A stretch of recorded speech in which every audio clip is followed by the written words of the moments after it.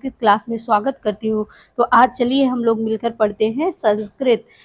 DElEd special class के लिए है और संस्कृत में कुछ जैसे पशु पक्षियों के नाम हुए, सब्जियों के नाम हुए और क्या कहते जीव जंतुओं के नाम हुए, ऐसे 2-3 नंबर के प्रश्न पूछे जाते हैं। और निश्चित रूप से यदि मेरा वीडियो ये देख लेंगे तो और कहीं से नहीं आएगा, यहीं से आपका पूछा जाएगा। तो आइए देखते हैं, बहुत शॉर्ट में हमने वीडियो बनाने की कोशिश की है। चलिए, तो संस्कृत में नाम देखिए, चना दिया गया, क्या दिया गया है, चना। तो चना का क्या हो जाएगा, चड़क। कहीं कहीं चड़क न लिखा है, चड़म लिखा रहता है। कैसे, चड़म। तो वो नपुंसक लिंग में यदि हम लेते हैं तो चड़म हो जाएगा, लेकिन क्या है, चड़क। चना का क्या हो जाएगा, चड़क हो जाएगा। उसके बाद हम देखते हैं, एक एक का देखते चलिए आप। फिर हम लेते हैं मक्खन, वेरी इंपॉर्टेंट है, इसको कई बार पूछा गया है। मक्खन का क्या हो जाएगा, नवनीतम, मक्खन का नवनीतम। फिर नमक, ये का होना चाहिए, का बना दे रहे हैं, नमक। नमक का क्या हो जाएगा, लवड़ या लवड़म हो जाता है, कहीं कहीं माँ लिखा रहता है लवड़म, लेकिन लवड़ हो गया। और उसके बाद रोटी का, वेरी इंपॉर्टेंट, कर कट कर कर्टिका, कर कर्टिका हो जाएगा, कर कर्टिका, आधा टा बड़ा पूरा टा, कर कर्टिका हो जाएगा। मेरे साथ एक बार बोल, रोटी का कर कर्टिका। उसके बाद आइए पशु पक्षियों के नाम, मैंने वही रखा है, बहुत सारे प्रश्न हैं, बहुत सारे नाम हैं, बहुत सारे दिए गए हैं, लेकिन मैंने देखा कि जो इम्पोर्टेंट है आपके लिए, जो कई बार परीक्षाओं में पूछा गया है, उन्हीं प्रश्नों को हमने रखा है। तो आइए देखते हैं। फिर क्या है आपका, पपीहा। पपीहा, पपीहा मीन्स चातक का। पपीहा को क्या कहते हैं, चातका।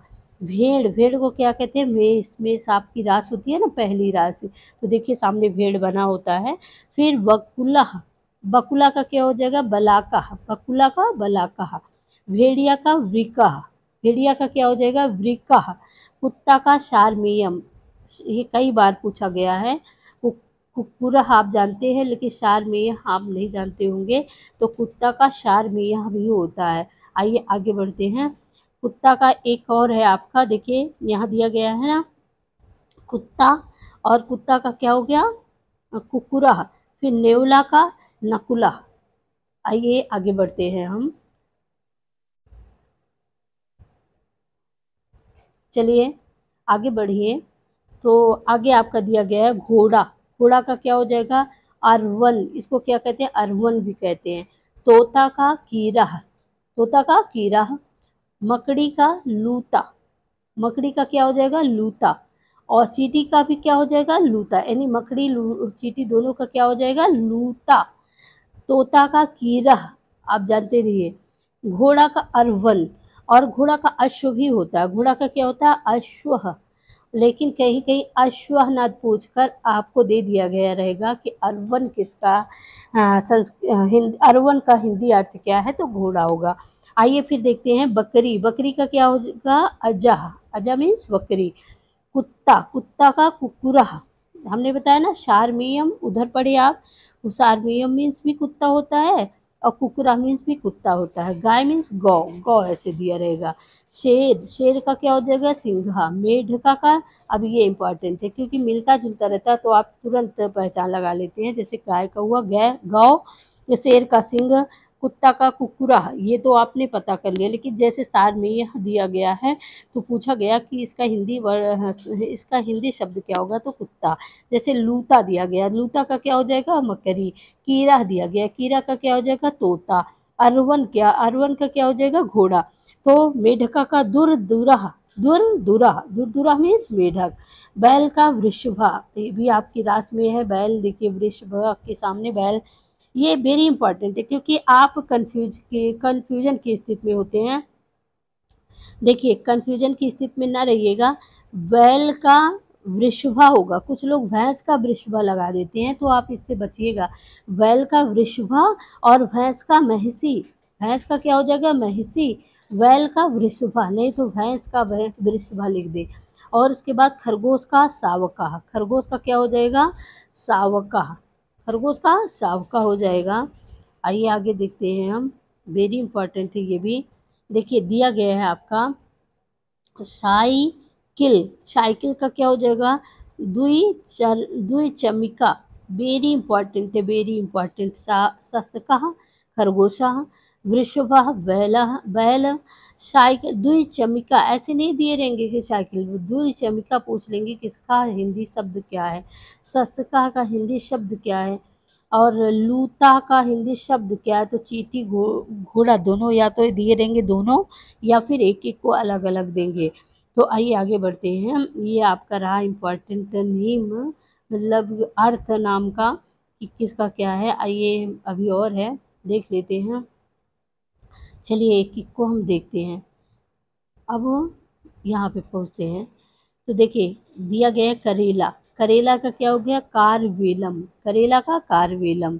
लौकी, लौकी का क्या हो गया, अलासु, लौकी का अलासु। कटहल का क्या हो गया, कटहल का, हाँ, फनस, कटहल मीन्स फनस। नींबू का नींबूक, नींबू का नींबूक। तो करेला का कारवेलम, लौकी का अलासु, कटहल का फनस, नींबू का नींबूक। आइए आगे देखते हैं हम। आगे है आपका शरीर के अंगों के नाम, तो बहुत सारे हैं, इससे अच्छा तो फिर आपको किताब ही पढ़ा देते, लेकिन इंपॉर्टेंट प्रश्नों को हमने रखा है। तो गर्दन को क्या कहते हैं, ग्रीवा, गर्दन को ग्रीवा। नाखून को क्या कहते हैं, नख। दांत को very important, very very important है, दांत को क्या कहते हैं, दसनम, दसनम। आँख को लोचनम, लोचनम भी कहते हैं, दृष्टि भी कहते हैं, क्या कहते हैं, दृष्टि, लोचनम और दृष्टि भी कहते हैं, चक्षु भी कह देते हैं कभी कभी, ये भी संस्कृत का अर्थ है, चक्षु, चक्षु, ठीक है, चक्षु। तो इसके कई पर्याय जो है संस्कृत के ही हैं। तो लोचन, दृष्टि, चक्षु। सिर का मुंडल, सिर का क्या हो जाएगा, मुंडल हो जाएगा। तो आइए आगे बढ़ते हैं एक बार फिर। करेला का कार्वेलम, लौकी का अलासु, कटहल का फनस, नींबू का नींबू। फिर शरीर के अंगों के नाम, गर्दन का ग्रीवा, नाखून का नख, दांत का दसनम, आँख का लोचनम, सिर का मुंडल। आइए आगे बढ़ते हैं हम।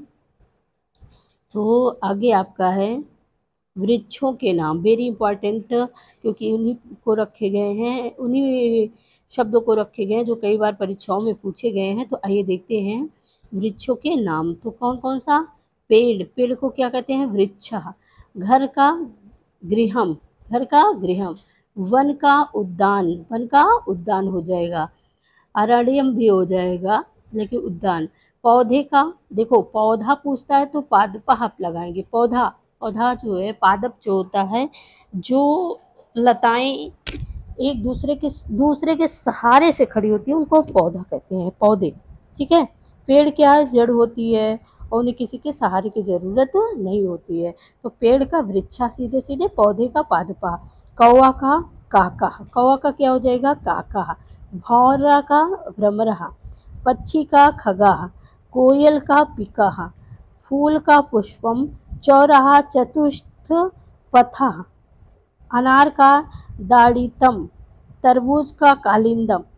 आइए एक बार फिर, वृक्ष का वृक्षा, घर का गृहम, वन का उद्यान, पौधे का पादपः, कौवा का काका, भौरा का भ्रमरः, पक्षी का खगा, कोयल का फिका, फूल का पुष्पम, चौहारा, चौराहा होना चाहिए, ये उल्टा लिखा है, ये रा होना चाहिए और बाद में हा होना चाहिए। तो चौराहा, चौराहा का चतुस्थ पथ, अनार का दाड़ितम, तरबूज का कालिंदम। तो आइए आगे बढ़ते हैं, आगे भी है आपका। चलिए ये हो चुका है।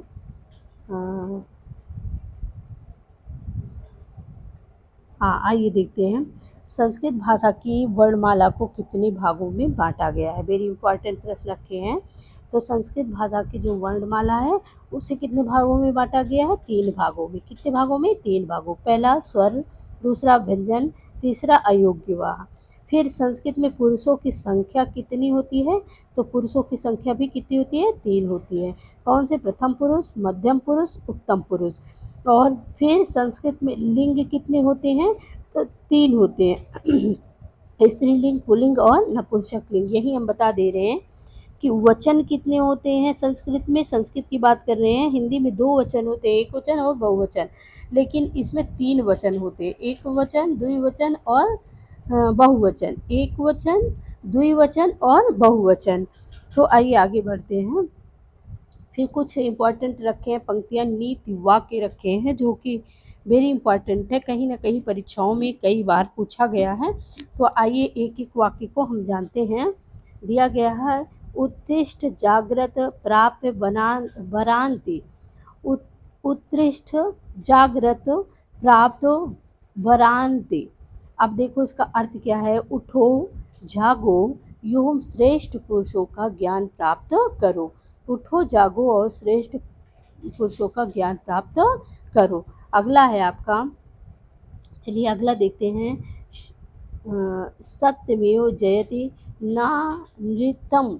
इसका अर्थ क्या हुआ, सत्य की जीत होती है, असत्य की नहीं। फिर आपका है, विद्या धनम सर्वधनम प्रधानम। सभी धनों में विद्या धन श्रेष्ठ है। सभी धनों में क्या है, विद्या धन श्रेष्ठ है। फिर आइए देखते हैं, आचार